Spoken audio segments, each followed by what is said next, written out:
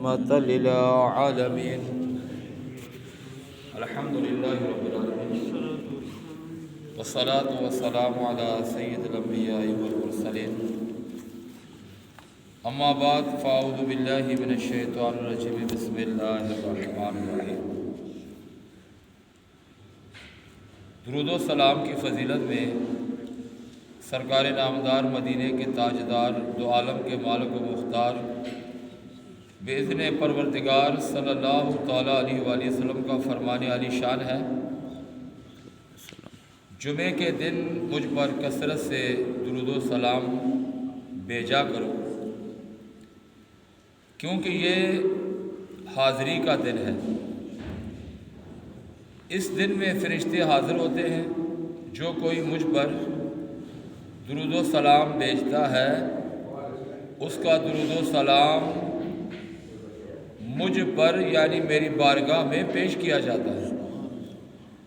جب تک کہ وہ درود و سلام پڑھتا رہتا ہے۔ حضرت سیدنا ابو دردہ صحابی رسول ہیں رضی اللہ تعالیٰ عنہ، آپ عرض کرتے ہیں یا رسول اللہ صلی اللہ علیہ وسلم، کیا وصال کے بعد بھی ایسا ہوگا؟ یعنی وصال کے بعد بھی آپ کی بارگاہ میں اگر ہم درود و سلام پیش کریں تو ہمارا درود و سلام آپ کی بارگاہ میں پیش ہوگا؟ تو نبی کریم صلی اللہ تعالیٰ علیہ وآلہ وسلم نے ارشاد فرمایا، ہاں وصال کے بعد بھی بے شک اللہ تعالیٰ نے زمین پر انبیاء کرام علیہ السلام کے جسموں کو کھانا حرام فرما دیا، لہذا اللہ پاک کے نبی قبروں کے اندر زندہ ہوتے ہیں، انہیں رزق دیا جاتا ہے۔ محترم اسلامی بھائیوں، یہ جو حدیث آپ نے سنی، یہ حدیث سنن ابن ماجہ کے اندر کتاب الجنائز باب ذکر صالحین اور ذکر انبیاء کے اندر آپ کو حدیث ملے گی۔ اگر کوئی کہے جی کہ مرنے کے یعنی دنیا سے رحلت اور پردہ کرنے کے بعد بھی کیا نبی سنتے ہیں، تو آپ ان کو کہہ سکتے جی سنن ابن ماجہ کی یہ صحاحہ کی حدیث ہے، اور اس کا جو باب ہے وہ ہے کتاب الجنائز، تو اس کے اندر یہ حدیث مبارکہ مطلب کہ حضور علیہ الصلوۃ والسلام نے بیان فرمائی کہ نبیوں کے جسموں پر زمین کو حرام کر دیا ہے، وہ زندہ ہوتے ہیں اور باقاعدہ انہیں قبروں کے اندر رزق ملتا ہے۔ اسلام کا عقیدہ ہے کہ تمام انبیاء کرام علیہ السلام اپنی اپنی قبروں میں اسی طرح بحیات اور حقیقی زندہ ہیں جیسے دنیا میں تھے۔ اور محترم اسلامی بھائیوں، اوپر بیان کی گئی روایت سے بھی یہی ظاہر ہوتا ہے۔ تو سبحان اللہ عز و جل، جب تمام انبیاء کرام علیہ السلام کی یہ شان ہے کہ وہ سب نبیوں کے سب یہ شان ہے ان کی کہ اپنے قبروں کے اندر وہ حیات زندہ ہیں، تو سب نبیوں کے سردار محبوب پروردگار حضور احمد مجتبیٰ محمد مصطفیٰ صلی اللہ تعالیٰ علیہ وآلہ وسلم کی شان کا کیا عالم ہوگا۔ یقیناً آپ صلی اللہ تعالیٰ علیہ وآلہ وسلم آج بھی حیات ہیں اور اپنے غلاموں کی دستگیری اور مشکل کشائی فرماتے ہیں، مگر ہماری کم بینی یعنی کمزور نگاہیں آپ صلی اللہ تعالیٰ علیہ وآلہ وسلم کو دیکھنے سے قاصر ہیں۔ سیدی اعلیٰ حضرت امام احمد رضا خان مولانا شاہ امام احمد رضا خان فاضل بریلوی رحمۃ اللہ علیہ کیا خوب فرماتے ہیں کہ تو زندہ ہے واللہ میرے چشم عالم سے چھپ جانے والے۔ جب سے پیارے آقا صلی اللہ تعالیٰ علیہ وآلہ وسلم نے اپنی نبوت و رسالت کا اعلان فرمایا تھا اور لوگوں کو اللہ تبارک و تعالیٰ کی وحدانیت کی عبادت کی طرف بلانا شروع فرمایا تھا تو تب سے شرک و کفر کی فضاؤں میں پروان چڑھنے والے لوگ آپ صلی اللہ تعالیٰ علیہ وآلہ وسلم کی جان کے دشمن ہو گئے تھے، حالانکہ آپ صلی اللہ تعالیٰ علیہ وآلہ وسلم کی مبارک حیات کے ہر باب کا ہر ورق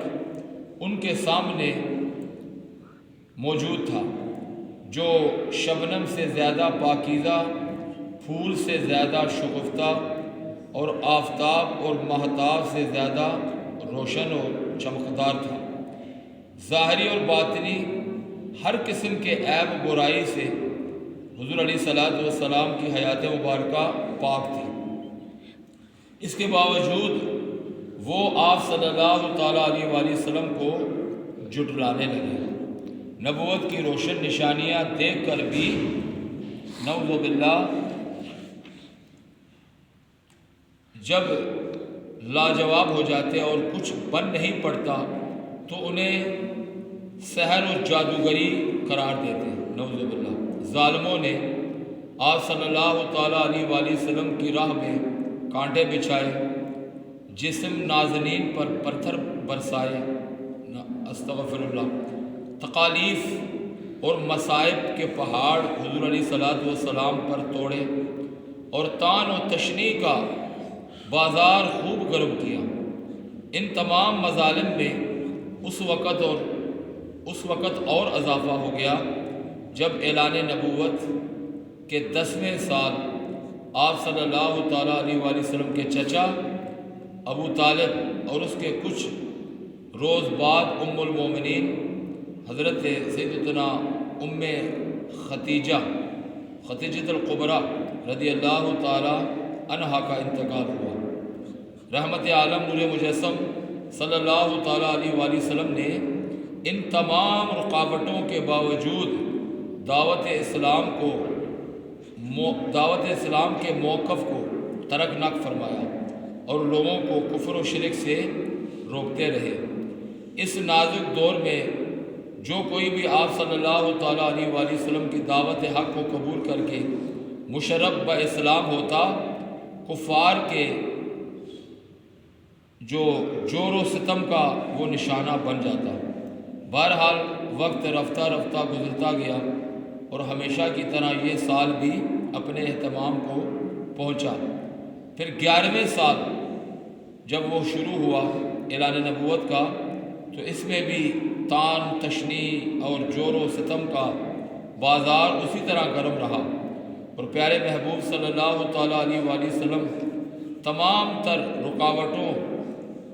پریشانیوں اور مصیبتوں کے باوجود اعلی کلمت حق کی سربلندی کے لیے مصروف عمل رہے اور اپنا کام کرتے رہے۔ رجب کا مبارک مہینہ آ جاتا ہے اور جب اس کی 27ویں شب ہوتی ہے تو اس مبارک رات میں اللہ پاک اپنے محبوب صلی اللہ تعالیٰ علیہ وآلہ وسلم کو وہ شرف عطا فرماتا ہے نہ کسی کو ملا نہ کسی کو ملے۔ یہ وہ حیرت انگیز واقعہ تھا کہ سننے والے دنگ رہ جاتے، عقل کی دولت کل سمجھنے والوں کے کفر و انکار میں اضافہ ہوتا، جبکہ کامل ایمان کی خوش نصیبوں کا ایمان بڑھ جاتا، مضبوط ہو جاتا۔ حضور نبی محترم اسلامی بھائیو، اس حیرت انگیز واقعے کو معراج کہا جاتا ہے۔ قرآن کریم میں اللہ پاک عز و جل اس کا مختصر ذکر کرتے ہوئے ارشاد فرماتا ہے، سبحان الذی اسریٰ بعبدہ لیلا من المسجد الحرام الی المسجد الاقصی الذی بارکنا حولہ لنریہ من آیاتنا انہ هو السمیع البصیر۔ ترجمہ کنز ایمان، پاکی ہے اسے یعنی اللہ عز و جل کو جو راتوں رات اپنے بندہ خاص محبوب کو لے گیا مسجد حرم یعنی خانہ کعبہ سے مسجد اقصی یعنی بیت المقدس تک، جس کے ارد گرد ہم نے برکت رکھی ہے، ہم اسے اپنی عظیم نشانیاں دکھائیں، بے شک وہ یعنی رب العالمین سنتا اور دیکھتا ہے۔ تو محترم اسلامی بھائیوں، بعثت یعنی اعلان نبوت کے 11ویں سال ہجرت سے 2 سال پہلے 27 رجب المرجب پیر شریف کی سہانی اور نور بری رات ہے، اور پیکر انوار تمام نبیوں کے سردار، مدینے کے تاجدار، دو عالم کے مالک و مختار، شہنشاہ ابرار، محبوب رب غفار صلی اللہ تعالیٰ علیہ وآلہ وسلم نماز عشاء ادا فرمانے کے بعد اپنی چچا زاد بہن حضرت ام ہانی رضی اللہ تعالیٰ عنہا کے گھر آرام فرما ہے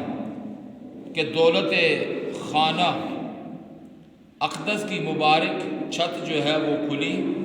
حضرت جبریل امین علیہ السلام نیچے حاضر ہوئے اور آپ صلی اللہ تعالیٰ علیہ وآلہ وسلم کو حضرت ام ہانی کے گھر سے مسجد حرم یعنی کعبۃ اللہ میں لا کر حتیم کعبہ میں لیٹا دیا۔ پھر اس کے بعد کیا ہوا انشاءاللہ ہم یہ سنیں گے۔ پھر حضور علیہ السلام کو آپ کا قلب مبارک جو ہے وہ اس کو چاک کیا، اس میں ایمان اور اس میں جو ہے وہ حسن سلوک اور نور جو ہے وہ بھر دیا۔ یہ انشاءاللہ ہم سنیں گے۔ اللہ تبارک و تعالیٰ کی بارگاہ میں دعا ہے کہ معراج مصطفیٰ کے واقعے کو ہمیں دل و جان سے ماننے اور آقا علیہ السلام کی شان و عظمت کو سمجھنے کی توفیق عطا فرمائے۔ جو بشر کا رٹ لگاتے ہیں اس میں اس کے لیے بھی غور ہے کہ جسمانی طور پر اللہ تبارک و تعالیٰ نے اپنے محبوب کو آسمان دنیا میں بلایا، اس مقام پہ بلایا جس مقام پہ جبریل امین سدرۃ المنتہا میں پہنچ کے عرض کرتے ہیں یا رسول اللہ اب میں اس سے آگے نہیں جا سکتا، میری منزل آخری ہے۔ تو حضور علیہ السلام نے اس وقت فرمایا تھا جبریل تیری آخری منزل ہے، میری ابھی تو ابتدا ہے، یہاں سے تو میرا ابتدا ہوگا۔ تو یہ ہے نور کے پیکر، تمام نبیوں کے تاجور حضور صلی اللہ تعالیٰ علیہ وآلہ وسلم کی شان اقدس۔ تو انشاءاللہ ہم سنیں گے یہ پورا ہفتہ شان معراج مصطفیٰ، فیضان معراج مصطفیٰ ہم سنیں گے، اور انشاءاللہ بروز جمعہ بعد نماز عشاء معراج مصطفیٰ صلی اللہ تعالیٰ علیہ وآلہ وسلم کی عظیم الشان مسجد حاضہ میں محفل بھی ہوگی۔ وآخر دعوانا ان الحمدللہ۔